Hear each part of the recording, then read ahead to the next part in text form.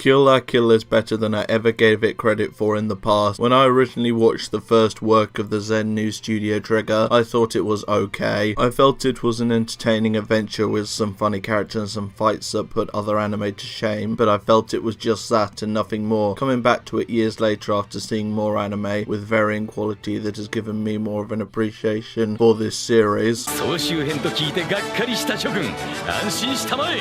展開の早いのがキルラキル、総集編もアバンで終わる。 What astounds me about this show is the amount of references to other franchises seen throughout its run, also the themes of the series because they relate to their inspirations. Seeing as Trigger is a sequel studio to Gainax, references are highly expected. Examples of references in previous Gainax shows include Gurren Lagann and its design resembling the first super robot Mazinger Z, especially the fact that the pilot controls it from its head. Kill La Kill mostly references Neon Genesis Evangelion, but also one of the more interesting references being the first ending credits, which is a giant homage to the 1984 J-drama Sukeban Deka. I think that is both one of the strangest and yet best integrated references. There are so many references I can't go over all of them, like this one to No Face from Spirited Away. Like Mazinger Z, Kill La Kill was inspired by the works of the great Go Nagai, those being Cutie Honey and Devilman. Let's cut right into the action by saying that Kill La Kill is a magical girl series. It features a girl using a device to transform to fight evil. Also the idea of her fighting an organization with an escalating power level till she reaches the top. Ryuko also reminds me of the character of Hani Kizaragi, with her being embarrassed by her being put in sexual situations by her enemies before kicking the crap out of them. Also fashion used in this series, which leads to the subject of nudity. Kill La Kill revels in the idea of the use of clothes. I always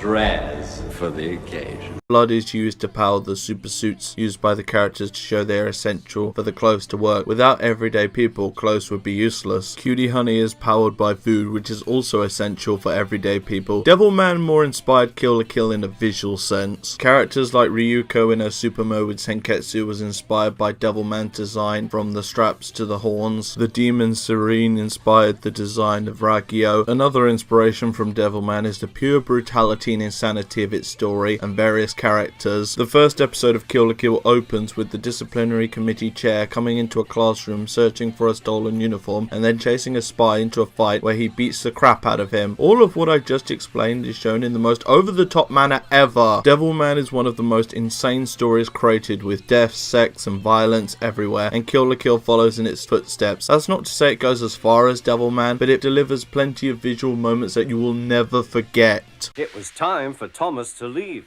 He had seen everything. Also taking the idea of humanity indulges in its darkest urges through demonic powers, aka the life fibers. Kill La Kill has the alien life form that powers both the protagonist and antagonist to fight like the demons of Devilman. Also, Mako's super suit was inspired by one of the stereotypes of Japanese high school students.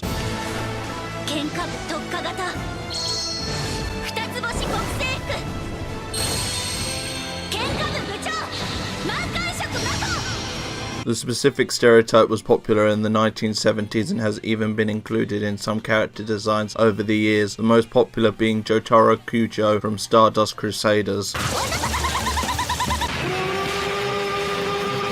So with Mako being a low-level student who works to take down the system, or being a delinquent you could say, this is definitely my favourite reference of the series, and it just sums up the production crew and their love of anime with this series and their references. If you like this video, please give it a like, subscribe and hit that notification button for more content from yours truly. Also follow me on Twitter through the link in the description.